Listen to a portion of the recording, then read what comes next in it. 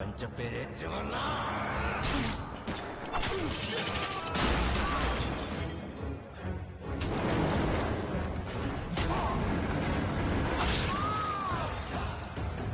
కంచె దాటి ఇంచు కూడా లోపలికి రాలేరు. నేతాజీ నీడను కూడా తాకలేరు.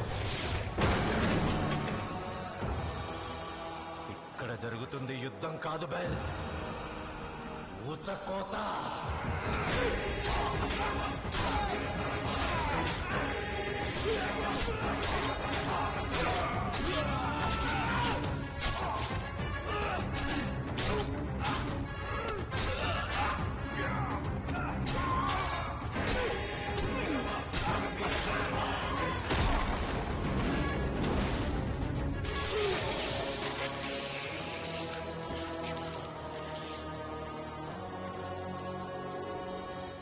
అస్తమించని బ్రిటిష్ సామ్రాజ్యం మీద సూర్యుడు అస్తమించే వరకు ఈ త్రివర్ణ విశ్రమించడు.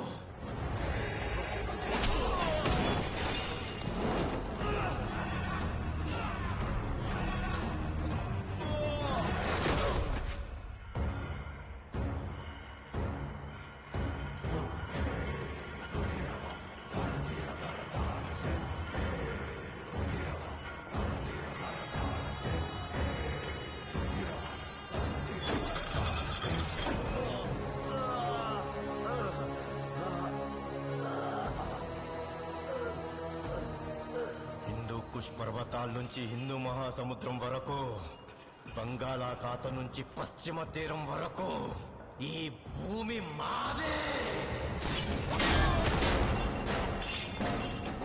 ఈ నేల కోసం ఎగబడి వచ్చారు కదరా, 6 అడుగులు ఇస్తాను. ఈ భూమి అడుగున 6 feet under the ground for your coffin.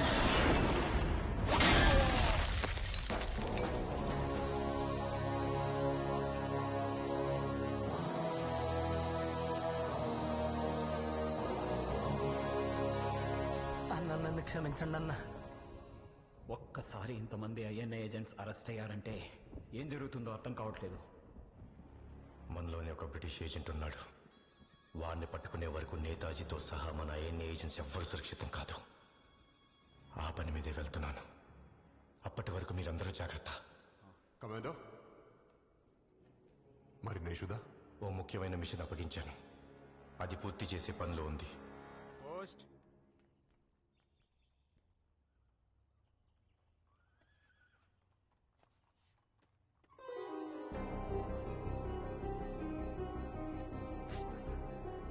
Netaji location, all clear signal వివరాలన్నీ ఇందులో ఉన్నాయి. వెళ్ళి నేతాజీని కలుసుకో. త్రివర్ణ,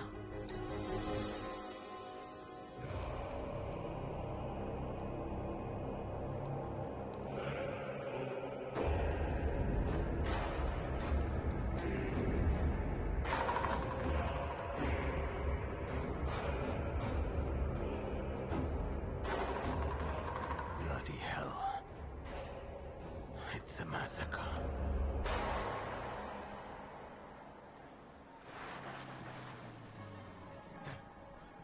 అడుగు దేవయ్య.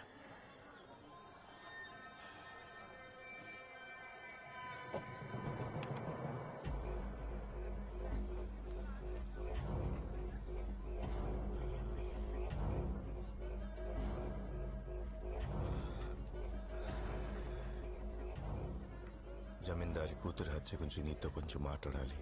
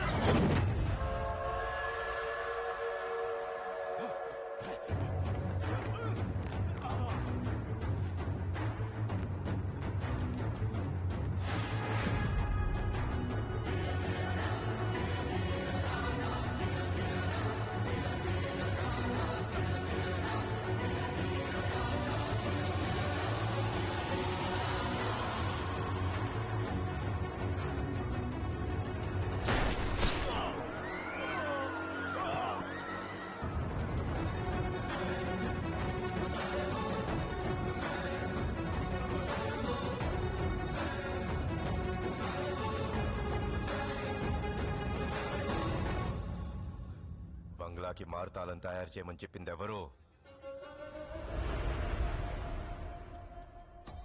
బంగాళా తాళం చెవికి మారు తాళం చేయడం ఏంటి? నీకేమన్నా మర్చిపోయిందా? ఏం పాడు పని చేస్తున్నావే? నేనేం పాడు పని చేయట్లే, ఇద్దరు ప్రేమిస్తున్న వాళ్ళని కలుపుతున్నాను అంతే. ఇద్దరు ప్రేమించుకున్న వాళ్ళంటే భూమా విజయ వాళ్ళిద్దరూ అదే ఇంట్లో ఉంటారు కదా సార్, వాళ్ళకి తాళంతో పనేంటి? ప్రపంచవ్యాప్తంగా ఉన్న ఐఎన్ఏ నాయకుల నుంచి నాకు సందేశాలు అందుతాయి. వాటిని నేను సముద్రకు అందజేస్తాను.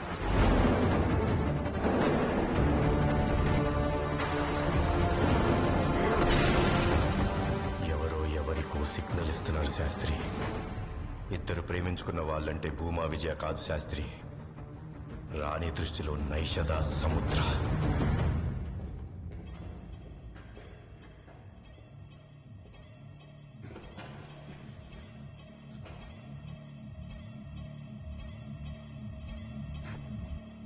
Agent Trojan reporting so.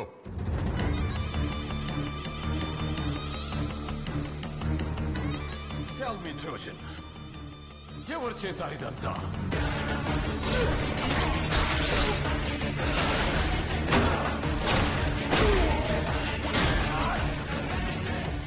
I can't believe this.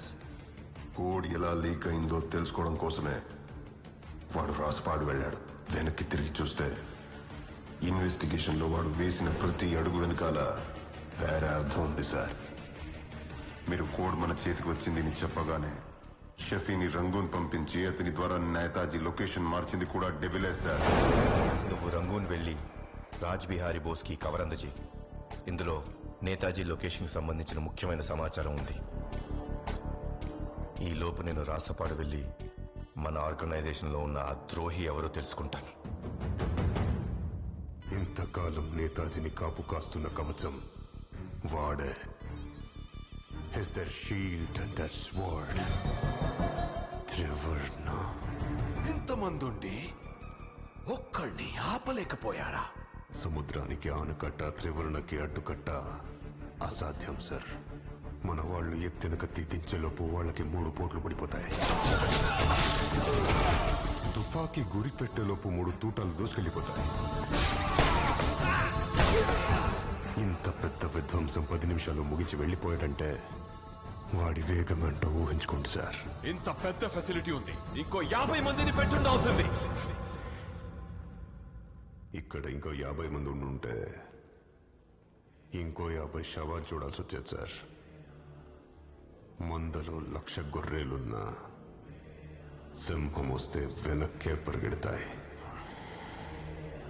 I'm sorry to say this. For him numbers don't matter. But I'm not going to spare him. I'm going to kill him. మీరు ఎవరో నాకు అర్థం కావట్లేదు సార్. ఇందులో అర్థం కావడానికి ఏముంది శాస్త్రి? సముద్ర నైషతను రహస్యంగా కలవడం చూసిన రాణి వాళ్ళిద్దరూ ప్రేమికులను అనుమానపడింది.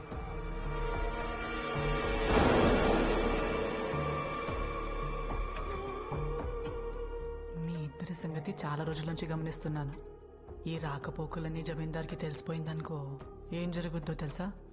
నాకు 5 రూపాయలు ఇచ్చావనుకో ఏ చడి చప్పుడు లేకుండా నైషదమ్మని కలిసే దారి చూపిస్తాను. సార్, కోడి దొంగిలించడానికి వచ్చిన సముద్ర దొంగిలించి వెళ్ళిపోవచ్చు కదా, విజయం చంపాల్సిన అవసరం ఏముంది సార్? ఒక్కసారి విజయ స్థానంలో ఉండి ఆలోచించు శాస్త్రి. ఆ రాత్రి జరిగిన సంఘటనల తర్వాత విజయ్కి ఖచ్చితంగా నిద్రపట్టుండదు. విజయ్ అరిచి గొడవ చేస్తే నైషద నిద్ర లెగుస్తుంది. తన తిరిగిపోతాడనే భయంతో సముద్ర విజయం చంపేశాడు. ఎవరు నువ్వు?